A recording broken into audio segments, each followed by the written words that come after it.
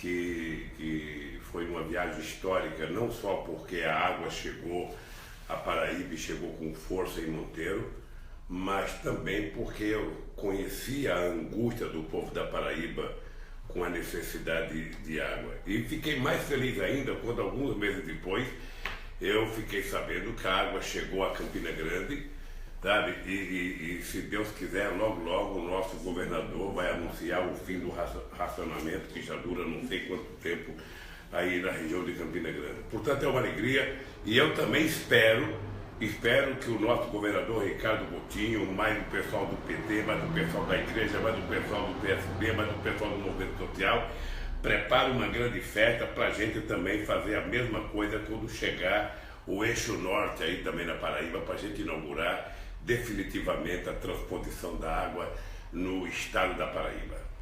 Presidente Lula, qual é a sua avaliação desse contexto da transposição, que é a principal obra hídrica que o Nordeste tanto almejou e que foi concretizada no seu governo? Qual é a sua avaliação sobre essa paralisação crucial desse eixo norte, que uma série de pleitos tiveram que ser feitos para que a licitação pudesse ser destravada agora e a expectativa para a retomada da obra, presidente? Olha, na verdade, eu penso que essa é uma obra histórica, porque é desde o tempo do Império, né? Todo mundo sabe do famoso discurso, a famosa frase de Dom Pedro, quando ele dizia que daria a última joia da coroa para fazer a transposição. Acontece que tem implicações políticas com estados que não queriam que fosse feito, sabe? Muitas vezes a Bahia não queria que fosse feita, muitas vezes Sergipe, muitas vezes Alagoas, e nós precisamos ter uma política muito forte de envolver os governadores, fazer um debate, dizendo que o rio era nacional e que era necessário a gente não negar água para quem estava com sede, para quem precisava de um pouco d'água. E nós fizemos duas coisas extraordinárias. Primeiro, nós provamos, depois de 170 anos, que era possível fazer a transposição. E enquanto a gente não fazia a transposição, nós começamos o problema das cisternas, que era um programa que começou com a Igreja Católica. Eu lembro do debate que eu fazia lá em Afogada de Ingazeira, em Pernambuco, com o bispo. Ou seja, quando nós começamos, e a companheira Dilma terminou inaugurando quase 1.400.000 cisternas para a gente tentar diminuir o sofrimento do povo nordestino. Obviamente que eu estou consciente de que o problema não termina quando a água chegar, porque é preciso discutir a administração da água, o preço da água, quem vai se utilizar dessa água, porque a gente não pode esquecer, sabe, os pequenos produtores rurais. A água é para beber, mas a gente não pode esquecer das pessoas que têm pequenos animais, a gente não pode esquecer de uma área que tem que ser aproveitada à margem dos canais para gerar desenvolvimento para pequenos produtores. Então ainda há um longo debate. A primeira tarefa vai ser cumprida, vai ser levar a água. Quando levar a água, tudo vai ficar mais fácil. A discussão irá acontecer com a água concreta chegando na casa das pessoas. E somente quem não sabe o que é isso, não tem noção do que é uma dona de casa abrindo a torneira e pegando água dentro da sua própria cozinha, né? Uma coisa, ou tomar um banho de chuveiro. Então eu acho que nós cumprimos com a nossa parte. Era uma promessa, era um sonho, era um compromisso de fé que eu tinha de fazer a transposição do São Francisco contra muita gente, e ela foi feita, e eu agradeço a Deus e agradeço o povo brasileiro por compreender a necessidade de fazer uma obra dessa para tentar ajudar 12 milhões de nordestinos que moram no semiárido. Presidente Lula, meu companheiro de estúdio, João Costa, que inclusive está aniversariando hoje, também participa da nossa entrevista e faz a sua pergunta agora, presidente. Presidente, saudações e boa tarde. Em junho de 2009, o senhor assinou um protocolo, o governo da França. Este protocolo resultou na construção de um submarino nuclear que está em curso pela Odebrecht. Em junho de 2009,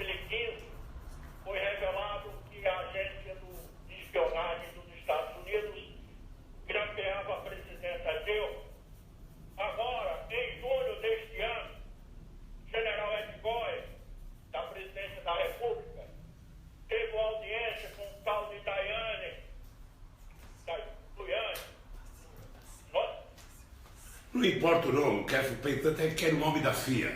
Quero o nome da CIA. Eu pergunto o senhor acha que tem o braço americano nas manifestações de 2013 e na derrubada da presidenta Dilma? João Costa, primeiro eu queria te dar os parabéns pelo aniversário. Eu tenho inveja de quem está fazendo 63 anos, porque eu já vou fazer 72 quando chegar, sabe, dia 27 de outubro. Eu quero te dizer que eu sempre tive muitas dúvidas com relação à movimentação de julho de 2013.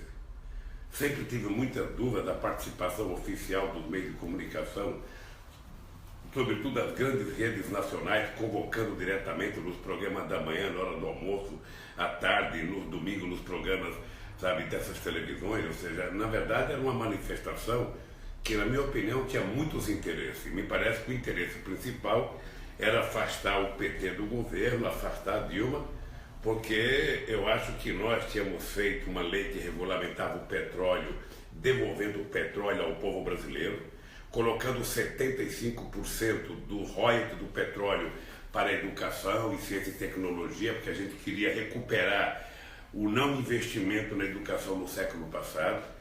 Acho que era muito importante a gente saber que a gente estava recuperando a indústria naval brasileira, que tinha pouco menos de 3 mil trabalhadores quando eu tomei posse, e agora estava com 83 mil trabalhadores. A gente estava fazendo um navio de 400 mil toneladas, de 300 mil toneladas, de 200 mil toneladas, e ainda estávamos colocando o nome no navio de personalidades brasileiras que são esquecidas por quem estava no poder.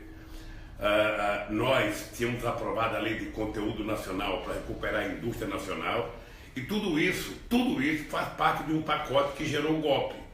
Ou seja, é preciso tirar esse partido do governo, é preciso tirar essa presidenta do governo, é preciso destruí-lo, e para destruí-lo nós temos que inventar histórias sobre ele, nós temos que denunciá-los, criticá-los, inventar qualquer espécie de mentira para que a gente possa derrubá-los. Ou seja, a verdade concreta é como Deus escreve certo por linhas tortas.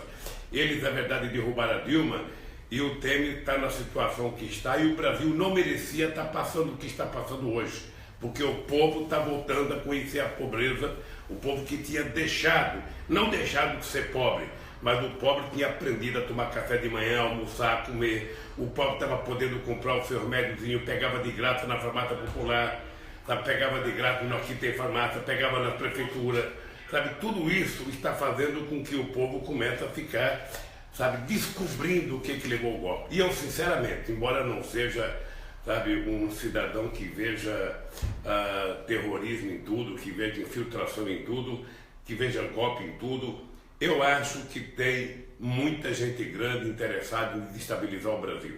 O Brasil tinha virado protagonista internacional. O Brasil era respeitado pelos Estados Unidos, era respeitado pela Rússia, era respeitado pela China, pela Alemanha, pela França, pela Itália. Ou seja, tinha ficado orgulhoso a gente ter passaporte brasileiro, tinha ficado orgulhoso a gente viajar para o exterior, sabe? Já não era mais o país do futebol, já não era mais Pelé, era um país que tinha acabado com a fome, era um país que tinha incluído os pobres no orçamento da União, era o país que os pobres tinham voltado a comer, que os pobres estavam conseguindo chegar na universidade, que tinha chegado às escolas técnicas. Ou seja, esse país que teve a maior ascensão da primeira década do século XXI no mundo, sabe? É importante lembrar, o Brasil teve a maior política de inclusão social no século XXI. Nenhum país conseguiu fazer o que o Brasil fez em apenas 12 anos. E é isso que fez com que muita gente trabalhasse para tentar destruir o PT. Então, meu caro, eu acho que tinha interesse americano que o Brasil não desse certo. Eu acho. Agora, é um achômetro, eu não tenho prova nenhuma. Agora, quando o responsável pelo gabinete institucional da presidência da República, o general Itigoy, sabe, se reúne com um cara que era representante da CIA, eu acho que, sinceramente, era preciso que se desse uma explicação ao povo brasileiro por que dessa reunião e por que um agente da CIA dentro da Embaixada Americana fiscalizando o Brasil. Eu acho que há muito tempo eles vêm espionando a Petrobras. Depois que a Dilma gritou, depois que a Dilma se recusou a ir nos Estados Unidos, o Obama também não disse nada, ficou quietinho, mas não fez nada. E deve continuar a investigar, eles devem estar ainda investigando não apenas o Brasil, mas acho que muitos países, porque os americanos não querem que surja nenhum país que tenha protagonismo que não seja os Estados Unidos. Sabe, então de repente vai o Brasil a Israel dizer que enquanto tiver só os Estados Unidos negociando a paz, não vai ter paz, é preciso envolver outros países. Vamos ao Irã falar com a Ahmadinejad e conseguimos um acordo junto com a Turquia que nem a França, nem a Alemanha, nem os Estados Unidos tinham conseguido, e por birra eles recusaram o acordo que nós fizemos de aumentar as sanções contra o Irã. Então eu penso que tem, viu, João Rocha, tem coisa fora do Brasil com interesse em que o Brasil não seja protagonismo. Por isso é que o povo brasileiro tem que ter em conta que defender a soberania nacional é a gente ter, sabe, a gente tomar conta da nossa Amazônia, a gente tomar conta da nossa fronteira marítima, da nossa fronteira seca, é a gente ter as nossas forças armadas preparadas, bem equipadas para defender o nosso país, é a gente ter uma indústria nacional forte, é a gente produzir navio, é a gente produzir navio de propulsão nuclear, porque fizemos um convênio com a França, porque o Brasil tem que ter responsabilidade. O Brasil não pode, o tamanho que tem, com a fronteira seca que tem de 17 mil quilômetros, com a fronteira no Oceano Atlântico, com toda a costa africana e ainda com o pré-sal a 300 quilômetros da nossa fronteira, nós precisamos ter uma marinha forte, bem preparada, para que a gente possa proteger o Brasil e ainda auxiliar os nossos vizinhos africanos, sabe, com conhecimento científico e tecnológico. Então, essa soberania do Brasil é que eles não suportam, nem a Europa, nem os Estados Unidos. Eles acham que, como nós fomos governados durante muito tempo e prevaleceu o complexo de vira-lata, sabe, dos nossos governantes, pessoas que não tinham respeito por si mesmos, eles acham que pode mandar, pode dar ordem, sabe? E nós achamos que não, nós achamos que o Brasil é um país grande, é um país poderoso, é um país que tem o que falar para o mundo. E, portanto, o Brasil tem que andar de cabeça erguida. Foi isso que nós conseguimos fazer para o Brasil, e é isso, João Costa, que eles querem impedir. Presidente, dentro desse contexto atual, que na imprensa nacional não se fala de outra coisa. Antes o alvo era o PT, agora parece que a coisa vira. Delação da JBS coloca o governo Temer a cada dia numa situação mais difícil, atingindo o índice de popularidade jamais visto em termos negativos. Como é que o senhor está acompanhando, como uma das maiores lideranças de oposição desse país, esse momento mais recente, junto a isso, a denúncia da Procuradoria-Geral da República, que agora tem nas mãos da Câmara dos Deputados a questão de aceitar não o processo contra o presidente Temer? Nilvan, uma coisa importante que a gente tem que ter em conta é que eu sou um defensor do Estado de Direito Democrático. Eu acho que a lei vale para todos, por mais humilde e para a figura mais importante do país. Entretanto, o que nós temos que levar em conta é que é preciso que as pessoas que façam as acusações tenham provas materiais. Você não pode, apenas por conta de delação, já culpar, porque tem muito delator mentindo. Inclusive o Ministério Público, os procuradores da Operação Lava Jato, estão numa encalacrada, porque eles se comprometeram com mentiras, com a Rede Globo de televisão, de vender mentiras todo dia, sabe? E agora eles não têm o que entregar. No meu caso, eu já provei a minha inocência, eu estou querendo é que eles provem a minha culpa. Estou querendo que eles provem a minha culpa. Então, eu acho que se tem uma acusação contra o Temer, tem que ser investigado. Se for investigado, ele tem que ser julgado. E se for culpado, condenado. A regra é essa para ele, para mim, para você, sabe? E para qualquer pessoa desse país. Agora, o que nós precisamos ter garantia é o seguinte. Primeiro, o Ministério Público, nem a Polícia Federal, pode se subordinar ao desejo de um meio de comunicação para fazer denúncia. Porque eu sei, você sabe que eu tive no último ano mais de 20 horas de Jornal Nacional me denunciando. E eu não quero morrer, Nilvan, enquanto não houver a Globo pedir desculpa para mim. Sabe? Da mesma forma que tem aí um cidadão que foi senador suplente, um tal de Roberto Cavalcante, que falou muita bobagem essa semana a meu respeito da Dilma, ele foi senador e é dono do outro sistema de televisão, do sistema Correio, que eu quero ver se eu vou a Paraíba no mês de agosto, eu vou fazer uma viagem para o Nordeste. E eu quero ver se quando eu chegar lá, esse cidadão que foi caluniar eu e a Dilma no programa que estava sendo entrevistado no Castro Cunha Lima, eu quero ver se esse cidadão tem coragem de me convidar para me entrevistar no sistema de comunicação dele e falar as bobagens que ele falou. Eu quero ver. Porque é o seguinte, a gente não pode conviver num país onde o denuncismo aconteça todo dia sem prova. Eu só quero prova. Então eu acho que é o seguinte, eu acho que o PMDB e o Temer e o Aécio e o PSDB, eles estão provando do veneno que eles produziram nesse país. Eles estão colhendo tempestade, porque plantaram vento. Eles plantaram ódio. E eles estão criando isso, né? Estão colhendo isso. Sabe? Esse país está com um clima de ódio, um clima de intolerância, porque eles criaram desde 2013, sabe? Vendendo facilidade e culpando o PT. Eles estão no governo, por que não resolvem os problemas com facilidade? Estão jogando a culpa em cima dos pobres. A culpa da desgraça do Brasil é a aposentadoria, a culpa da desgraça do Brasil é o trabalhador, a culpa da desgraça do Brasil é o trabalhador ter férias, é o trabalhador ter 3% de aumento. Eu provei, um nordestino retirante que veio para São Paulo e teve o diploma primário e virou presidente da República, eu provei que o pobre não é problema neste país. O pobre, na hora que ele é incluído, sabe, na economia, no orçamento da União, o pobre vira a solução para o nosso querido Brasil. Portanto, é o seguinte, essa gente não tem competência, não sabe o que fazer com o país, não conhece de povo, qualquer coisinha é cortar. E vai cortar o quê? Corta a saúde. Vai cortar o quê? Corta a educação. Vai cortar o quê? Corta salário. Vai cortar o quê? Manda o funcionário público embora. Vai cortar o quê? Corta só no pobre. E o rico eles não cortam nada. Absolutamente nada. Então, meu caro, é o seguinte.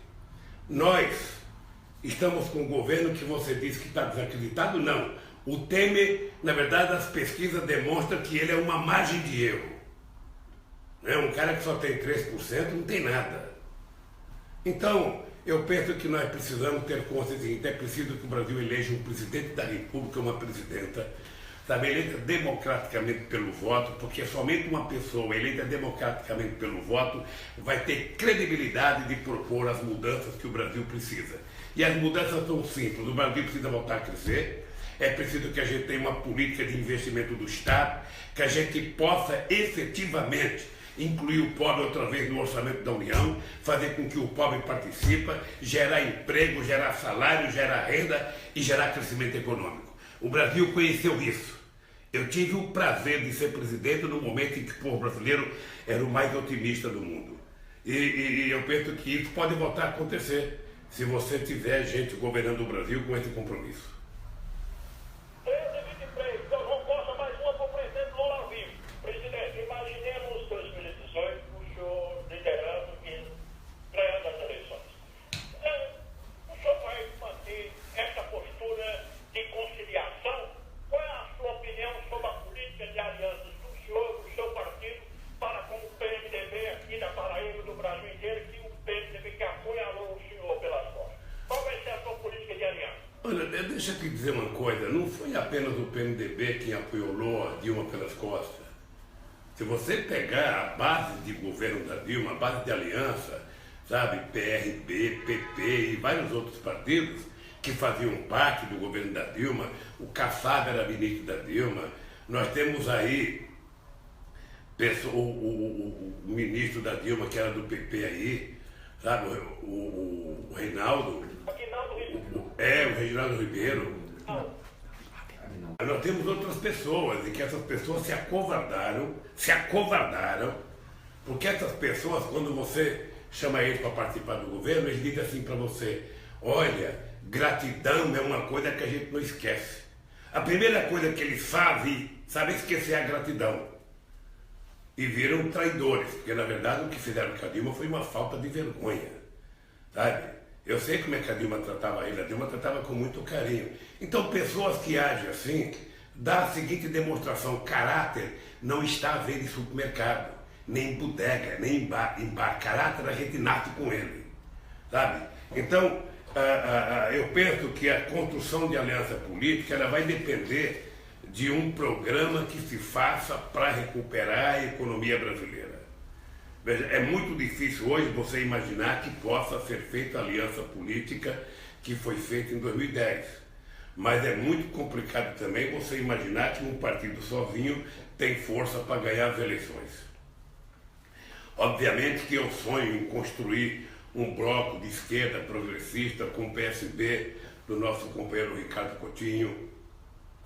Eu sonho em construir com o PDT, eu sonho em construir com o PCdoB, eu sonho em construir com outros partidos de esquerda e com personalidades dignas que existem também nos outros partidos políticos. Mas isso, primeiro nós vamos ver. Primeiro se eu sou candidato, primeiro se o partido vai me lançar candidato, depois se o partido tomar decisão é que nós vamos começar a conversar. Agora, eu tenho a convicção e tenho certeza, João, que o país é um país grande e problemático, que a gente tem que respeitar as forças políticas regionais, porque o único partido nacional, com decisões nacional, de caráter nacional, é o PT no Brasil. Porque todos os outros são partidos regionais, são partidos onde a decisão predomina no Estado. Né? Sempre foi assim a política brasileira. Então, obviamente que nós vamos construir, sabe, uma aliança política com base num compromisso programático para o Brasil. Programático, ou seja, uma coisa, o que nós vamos fazer nos 4 anos que vamos governar o Brasil? O que a gente vai fazer com a educação, com a saúde, com a economia? O que a gente vai fazer com a agricultura? Qual será? A gente vai ter que definir, sabe, com quem que a gente quer governar? Sabe? Então, é uma coisa que eu tenho muita certeza de que nós vamos encontrar as pessoas certas para governar esse país no próximo período. O que não dá é para a gente ver o povo brasileiro voltar a sofrer, o povo voltar a ficar triste, o povo ficar desencantado, sabe? E é isso que me causa tristeza, é isso que me causa, sabe, às vezes eu fico acabunhado porque esse país teve a ponto, sabe, de ser o maior motivo de orgulho do mundo, sabe, pela inclusão do povo. Foram 40 milhões de pessoas que foram a um padrão de classe média, foram 36 milhões que saíram da miséria, foi escolas que o Brasil nunca teve. Eu tenho muito orgulho de ter feito o ProUni e garantir que filho de sertanejo pudesse entrar na universidade, filho de pequeno produtor, pobre da periferia. Nós fizemos o Fiesc só na Paraíba, sabe, no período que a gente tem contabilidade, foram 40.300 pessoas, o ProUni foi quase 20 mil pessoas, o Pronatec 248 mil pessoas, nós fizemos 5 campos universitários, sabe, e a Dilma fez 9 escolas técnicas, eu fiz 3, então são 12 escolas técnicas. Então, esse país é possível. Esse país é possível de ser feito se a gente olhar para as pessoas mais humildes e trazê-los para participar do projeto. Eu acho que a coisa mais fácil que a gente tem é cuidar do povo pobre. Eu nem falo mais em governar. Eu falo que eu tenho vontade de voltar a ser presidente da República, se os partidos da base da esquerda quiserem, sabe, se os meus amigos quiserem, se o povo aceitar, obviamente, para cuidar desse povo. A palavra não é governar, a palavra é cuidar. O rico não precisa do governo. Quem precisa do governo são as pessoas mais pobres, são os trabalhadores, são os sertanejos, são os pedreiros, são os metalúrgicos, são os químicos, são os gráficos, são os motoristas, são as pessoas que sustentam esse trabalho com produção. Então é esse país, meu caro, que nós vamos governar. Acabei de fazer agora, o João Costa, uma reunião com economistas, estava com 12 economistas aqui discutindo o ajuste fiscal do governo. Ou seja, o governo vai continuar, a receita do governo vai continuar caindo, a economia ela pode crescer uma coisinha insignificativa e diminui a arrecadação do Estado. E o Estado tem que voltar a ser o indutor da economia, o Estado tem que colocar dinheiro para governar, o Banco do Brasil tem que voltar a ser banco público, a Caixa Econômica tem que voltar a ser banco público, o BNB tem que voltar a funcionar como banco público e o BNDES tem que voltar a funcionar como banco público. É preciso acabar com essa bobagem, sabe, de que o Estado tem que ser fraco, o Estado tem que ser forte. O mundo desenvolvido, todos os Estados são fortes. Somente onde os Estados são fracos é que, sabe, o governo não arrecada nada e tem muita miséria. Portanto, eu quero que as pessoas saibam que nós vamos disputar uma eleição em que a gente vai definir o papel do Estado. O Estado tem que interferir, sabe, como indutor da economia. 13h31, já no finalzinho, sei que o senhor tem uma viagem marcada daqui a pouquinho, mas eu vou deixar João Costa fazer a última dele e em seguida a gente finaliza aqui nossa entrevista. Seu João, presidente, o show de novo no Palácio do Planalto a partir de 2019. O senhor anularia a reforma trabalhista, o senhor anularia todos os atos desse presidente Temer? Olha, primeiro é muito, seria falso e seria dizer eu vou chegar e vou anular tudo, né? É preciso que a gente meça duas coisas. Primeiro, a correlação de força que você vai ter como resultado das eleições. E por isso que isso tem que ser bem trabalhado durante o processo eleitoral. Segundo, você não vai ser eleito para ficar brigando com o ex-governo. Você vai ficar brigando para fazer a coisa que tem que fazer. Uma coisa as pessoas têm que ter certeza. Eu sou defensor de que os trabalhadores têm que ter direitos trabalhistas, têm que ter as conquistas que eles tiveram garantidas. Eu sou favorável que o trabalhador não seja penalizado. Eu sou favorável que o governo não gaste o que não tenha. Mas o governo tem capacidade de endividamento e no caso de fazer investimento, o governo pode se endividar para fazer investimento em obra de infraestrutura e fazer com que o país volte a crescer.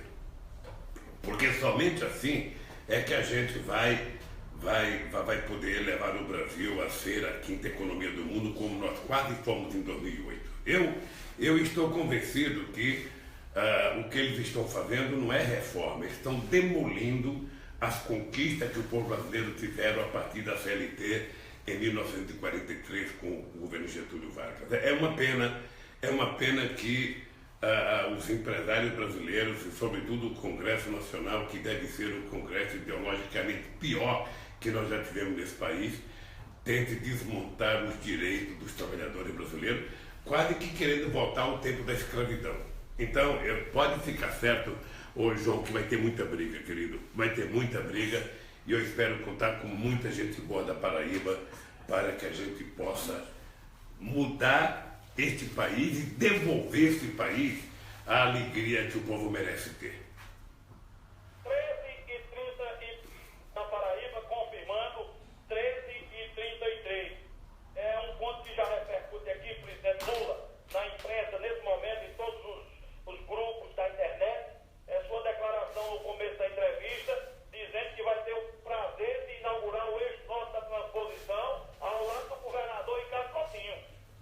Olha, esse é um desejo, Nilvan, é um desejo, é um sonho, porque eu tinha vontade de que a gente tivesse acabado duas obras, essa, sabe, e ter acabado também a Transnordestina, a nossa ferrovia ligando o Porto de Pecém ao Porto de Suape, passando por José Martins, e criando condições de a gente poder ligar todo o Nordeste com uma ferrovia. Mas eu ainda tenho fé em Deus, ainda me considero novo, só tenho 71 anos, sabe? Estou fazendo ginástica 2 horas todo dia, meu caro. Todo dia eu faço 2 horas de ginástica, ando 7 quilômetros, corro, faço musculação, estou me preparando. Estou me preparando porque quem quiser disputar vai ter que ter, sabe, muito preparo físico, muito preparo mental e muito compromisso com o povo brasileiro. E você sabe que o Ricardo é uma pessoa que eu tenho um apreço extraordinário, que eu gosto muito dele. Acho um dos políticos mais sérios desse país e ele deve ser motivo de orgulho do povo da Paraíba. Por isso, eu tenho certeza que nós vamos estar juntos, sabe, nas próximas lutas nesse país. Muito bem. Presidente Lula, 13h35, queria agradecer demais a sua disposição de bater esse papo conosco e com a Paraíba nesse momento.